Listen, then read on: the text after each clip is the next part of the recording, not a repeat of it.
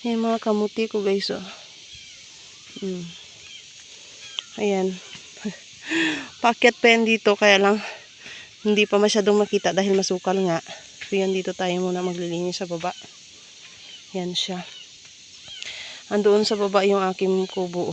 Tapos yan, kamutihan, may saging, may pinya. Tapos yan, sa gitna ng saging ay mayroong rambutan. Hala. Paket pa to guys, kaya lang medyo marumi pa.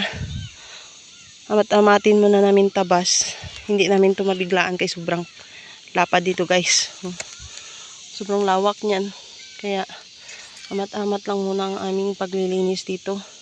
Kung dito sana kami lagi, every Friday, Saturday, Sunday, yun sana. Kaya lang kasi minsan wala kami dito dahil nga nagtitipid din kami.